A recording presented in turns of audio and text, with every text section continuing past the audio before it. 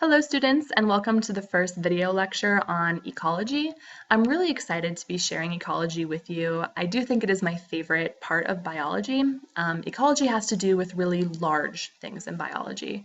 It has to do with interactions between things that are even larger than the individual, and I just really like those interactions, so I'm excited to talk about them. The goal of today's lecture is just to get some common terms, some common vocabulary, so we can use that throughout the rest of the unit. So by the end of this, we need to be able to define habitat, population, community, ecosystem, ecology, as well as autotroph and heterotroph. For the first part of your homework, I had you look at some different images. This one of a coral reef, this one of a coniferous forest, this one of a desert, and this one of an urban ecosystem. The reason I wanted you to look at all of these is twofold. First, I want you to get really good at making observations and asking questions, because that is a very important science skill in all sciences. But second, I wanted you to look at these images because they all represent ecology. So each one of these things has a lot of different things that you could notice, and that's the basis of ecology. Ecology is just defined as the study of relationships between living organisms and between organisms and their environments. So everything you noticed in all of those pictures, that could all be looked at through the lens of ecology. So let's get some base vocabulary. The first thing I want to define is a species. So everyone has heard the term species before, and most people think they have a pretty good understanding of what it is, but actually when we look at it, it's kind of a difficult thing to define. Depending on the type of research that biologists do, they're actually going to define the term species in different ways. There's something called a species concept, and different groups of biologists will use different species concepts to explain the work that they do. For the purpose of our class, this is the definition that we're going to use. A group of organisms that can interbreed and produce fertile offspring. Therefore, members of the same species have a common gene pool. So let's dissect this definition a little bit. First, this idea of interbreeding. In order to be a species, you have to be able to make babies with other members of that species. And you have to be able to produce fertile offspring. So this term fertile means that the babies have to then be able to produce more babies. Let's look at this image at the bottom here. So first, on the left of the image, there's an image of a horse. So if a horse were to have babies with other horses, then those babies could have more horse babies. Then we have a donkey.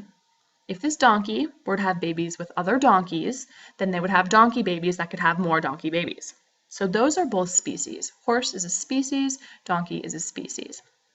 If you put a horse and a donkey together, then they actually can produce a baby. And the type of baby they produce is called a mule. And mules are perfectly healthy animals, and they're used for a lot of different things. However, if you took a mule and another mule and put them together, they could not make more babies. Therefore, using our definition, a mule is not a species. A horse is a different species from a donkey, and a mule is not a species at all. So all those different species, they have a habitat. And there's two ways we can use the term habitat, either where something normally lives, like this adorable little baby deer, a little guy hanging out there in the grass, or maybe this really disturbing mite that might be living in your eyelashes or on your scalp right now. Or we can use habitat in the current location of a living organism. So a fish tank like this one could also be a habitat that someone may want to study, even though it's not the natural location of those fish. Next, we have a population. So a population is going to be a group of organisms that are the same species in the same area at the same time. So if we look up here, here's a population of prairie dogs. They're the same species. They're in the same area. They, in fact, live in like the same, prairie dog town. Therefore, they're a population. We could also have a population of poppies. You could have a population of deciduous trees. Those are all different types of populations that you could have. Then we have a community. So a community in biology terms is a group of populations that live and interact with each other in an area. So it's basically putting a bunch of those populations together. So you could have a community that lives within leaf litter. So there's going to be worms in there, there's going to be beetles in there, that would be a community. You could have a community of a bunch of different populations of people. You could have a community looking at some different populations of fish. You can have those different communities in any ecosystem you look at. Then you have that whole ecosystem. So an ecosystem is going one step even larger. It's looking at that community and then also all of its abiotic environment. So that term abiotic, it means non-living. So the prefix a just means not. Bio means living, so not living. Abiotic factors can be just as important as biotic factors when we're talking about ecology. So if I look at this image, which I think is a really, really pretty, like just gorgeous image, I really want to go there. If I look at this, I can notice things that are biotic components and things that are abiotic components. So if I look here, I can assume that there's probably some fish living in this lake up front, and so those fish would be an example of a biotic component. Over here, I see all of these aspen trees that are changing color in the fall. Those are biotic component. I also see all these coniferous trees. Those are a biotic component, as well as any deer, elk, anything else that lives here. All of those living things are biotic. But all of those things depend on the abiotic components. So abiotic components can be things like this water itself. Being close to a lake is going to affect those biotic components. Or things like the weather. Notice there's snow up here. The average temperature is going to affect the biotic components. Looking at the rugged ground, it being really steep, that's going to change the biotic components. So all of those different abiotic components are really important to what's living there as well. Okay, focusing a little bit more on those biotic components, so just the living parts. We can categorize them a bunch of different ways. And as biologists, we just love to put things into groups.